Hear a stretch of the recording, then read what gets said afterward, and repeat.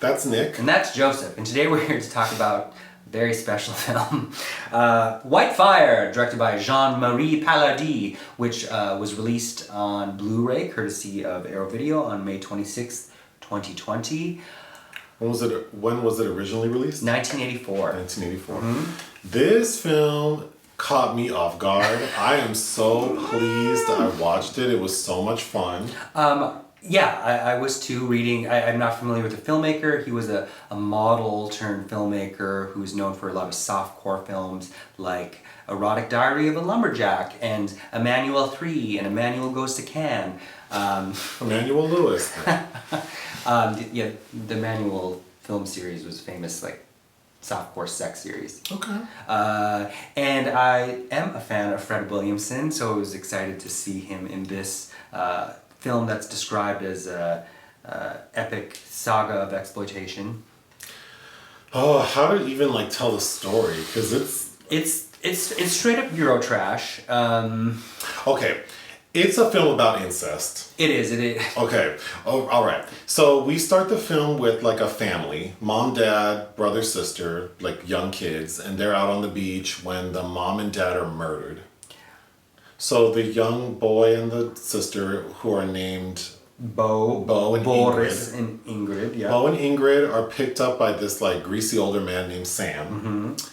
Fast forward 20 years. And we see Ingrid in a nice Range Rover driving to a diamond mine. In Istanbul. And she meets the superintendent of the mine. Olaf. They seem to have a flirtation, some kind of relationship. She doesn't appear to work at the mine. But when she leaves the mine, we find that Olaf placed some diamonds in her backpack. Mm-hmm. So she goes back to her brother and Sam to get back the diamonds, but they're intercepted by this Italian mob lady. Sophia was her character, yeah. Oh my, so good. Who basically says we want half of your cut. Mm-hmm. Doesn't explain why, doesn't explain who she is. So when they go back to see Sam, they're yeah, we have to give half our cut to these people. There's no option to not. During that, the White Fire refers to this mystical diamond, mm-hmm. This 2,000 carat diamond that is so powerful that it radiates it's radioactive. Yeah, it's radioactive, thermal energy. So anyone who tries to touch it gets burned. So one of the miners at the diamond mine finds it, mm-hmm. tells Olaf, and he brings Ingrid. Who tells Ingrid. So Olaf tells the Italian mob lady, hey, we found the White Fire diamond. And she's well, who else knows about it? Oh, just me and Ingrid. So they go kill Ingrid. Mm-hmm. Bo is devastated mm-hmm. because he loved his sister. Sure did. Literally loved his sister. Mm-hmm. But Sam has an idea. He knows a person. While Bo is grieving his sister's death, he's at a bar one day. He sees her doppelganger in a bar. He sees her doppelganger at a bar. This woman looks just like his sister. Named Olga. The feathery, fair faucet hair, yeah. Yes. So there's a bar fight. Bo ends up getting injured and he's super drunk. Olga brings him home. Brings him home. Sam is I have an idea. Since this bitch looks just like Ingrid. Let's offer her $50,000. Let's offer her $50K and she can step in as Ingrid. But I have even a better idea. I know a mystical woman named Champi Dore. Oh, so good. This mystical doctor woman does face transplants. Mm-hmm. Which is so out of control because when I think transplant, I think you're getting a part to put on someone. Mm-mm. But that's not explained. She just uses what she calls medicine to make Olga Ingrid. So then the old actress comes back pretending to be... Yeah, we revert to Belinda Mayne. So now he can really fuck his sister without feeling guilty about it being I don't think he felt guilty before. Well, he said, it's too bad you're my sister. It's too bad you're my sister. While she's completely naked. Oh my god, so many good scenes. Okay, so now their mission is to go get the White Fire diamond. But enter Fred Williamson, who works for Olaf. Apparently. And his job is to get Olga back. Olaf Smith, by the way. It's Olaf and Olga Smith. Yes. So confusing. So Fred Williamson's only job is to return Olga back to her owner.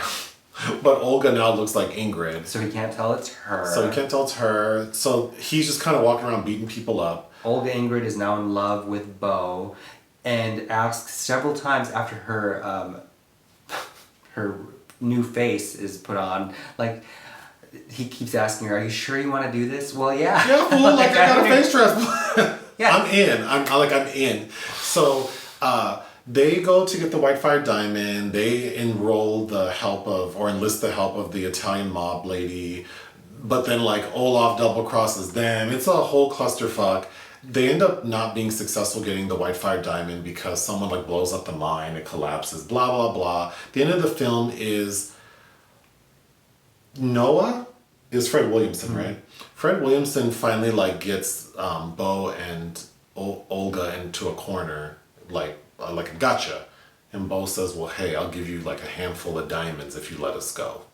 Because your boss, I mean, this doesn't even look like Olga, so how are you going to convince him anyway? He agrees, the end. Okay. Oh, so many things. Meanwhile, and also it's a futuristic, fascist Istanbul, Turkey, which isn't fully explained either. Let me go over my notes so I can just get these out of the way. The opening song is a song called White Fire. By the band Limelight. And I have to say, like, not even being funny, it was very catchy. It and I like 80s, like, adult contemporary. It's very, I mean, it could be like a Bon Jovi type. I was very amused. The lyrics are fucking ridiculous. I was amused enough that I looked it up on iTunes. Couldn't find it, but... so many funny scenes. I don't even know where to begin. I mean, it's just, like, every scene is laughable. So Robert Ginty plays Beau, who looks like if you mix Jeff Foxworthy with Dana Carvey. Oh, I was thinking he looks a lot like David Morse. I'm not sure who that is. You'll have to look him up. Okay. David Morse is more attractive, I think. But just kind of a very... you know when you watch these older movies and you're like, that's such an unappealing white male lead. Like, what? That's like, what's his name getting named Sexiest Man Alive. Gwen Stefani's man. Blake. Blake. Shelton. Come on. Also, when we're told that when we are reintroduced to Beau and Ingrid, 20 years have passed. But the way Beau looks, I thought it was more like 35 years had passed. He looks rough. I will say Belinda Mayne, who I'm not quite familiar with. I have seen Krull, which she's in, and I don't remember her in it. She's like on a spectrum between Jane Fonda and Mary Beth Hurt. She's a beautiful lady. Yeah, very beautiful. I feel bad for her a lot. I can't even go through all the scenes, but let's try to go through some funny scenes. I think, I knew this movie was some bullshit when she has her diamonds, like she's driving in this Jeep with her brother. And she, and it's like one of those open door Jeeps on this bumpy desert road. Like they're just bumping along and she's like opening up her bag of diamonds. And the diamonds are falling. I'm like, okay, this is that kind of movie. There's a pool scene where she's swimming nude. Right before dinner. She gets out, takes a shower, dries herself off, and her brother comes down. And he's admiring her, like, God, you look good. You're all grown up. You're all grown up. Too bad you're my sister. And he grabs the towel from her, so she's exposed. And she keeps covering her breasts like this, while her vagina is fully hanging out. Like, fully hanging out. And I thought that was so funny. Yeah. While her brother's being a creep, she can't even do like one hand, and she's just like, it's all out there. Well, because there's this other slow romantics ballad that plays throughout as well that they repeat a lot. Because Olga, of course, falls in love with him, and there's this montage where she's just screaming like, "I love you!" Oh my God. Olga, so then he says, well, let's come up for dinner, and she goes, oh, I'm gonna go for a quick swim. You just came out of the pool. What are you talking about? So while she's back there, she hears a noise, and it's the Italian mob lady's people there to kill her.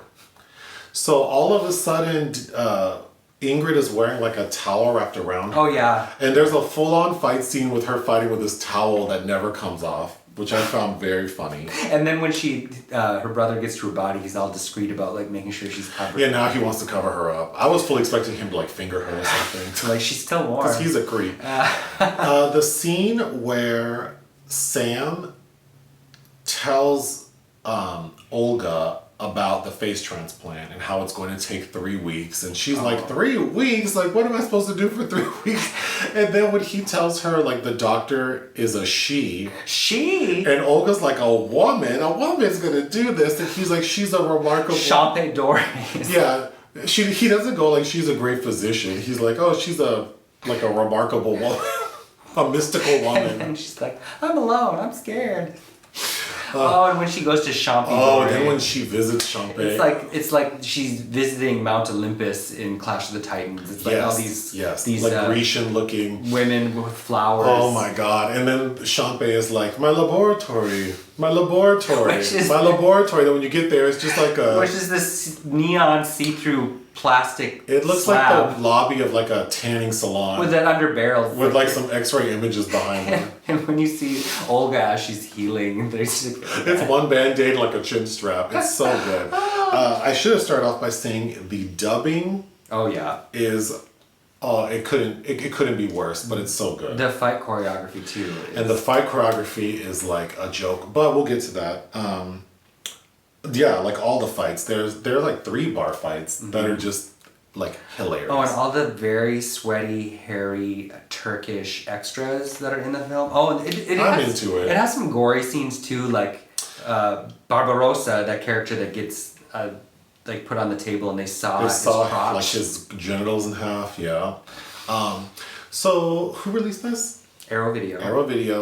One of the behind the scenes, or one of the special features, is an interview with Fred Williamson, which was actually very interesting because I would say he talks for like 20 minutes. Yeah. And the first 10 minutes is him just describing his career and how he's the same in every movie. He wants to kick ass and he can't die. Like he has an image to uphold. And how he found it difficult to make films in the United States because like they wouldn't give money for black films and he didn't really like the whole blaxploitation label. So he had to go to Europe, and he talks about his experiences at Cannes and meeting the director of this film. And then he starts to go on about how he was such a great man, but he didn't know how to direct a film. Yeah. And how corny it is, and how bad the acting is, how bad the fight choreography is, but it makes for a really fun movie. So I really liked that. Because Fred Williamson is a big deal. Oh, yeah, for sure. So I think it's fun that he would get on camera and talk honestly, but very, like, fondly of this film he's in. I thought that was pretty classy of him. Oh, yeah. No, because he could have totally shaded it and been like, this was like a shit show. But he talked about, like, just how... He also mentioned that he insisted he direct his own scenes because the director was not competent. Which is why you get kung fu instead of all the other fighting techniques. I liked Fred Williamson a long time. If you watch his blaxploitation films like Black Caesar and Hell Over Harlem, the Larry Cohen films he did, he was in William Lustig's Vigilante, which I really like, a couple years before this. And he actually worked with Jean-Marie Pallardy again 2 years later in a film called Foxtrap, which he took over directing credit for. Another special feature is Pallardy is also talking about the film, and it's really interesting hearing him talk about his career and the making of this film. And he seems like a nice guy. I would like to see pictures of him when he was a model, because didn't quite get that. Also, he doesn't speak English, so it makes sense that because not only is the dubbing atrocious, but the dialogue, you have to watch this film with subtitles on because it makes no sense. And it is hilarious. No, even when Boris is asking Olga about her last name and... None of it makes sense. I highly recommend it. It's very entertaining. What would you give this film? Entertainment-wise, this is like 4 out of 5. Quality of film-wise, I mean, we're 1 out of 5. Sure. I would give it 3.5 out of 5 purely for entertainment. Oh, yeah. Yeah. Watch it with a group of friends. Anything else? No. All right. Bye. Bye.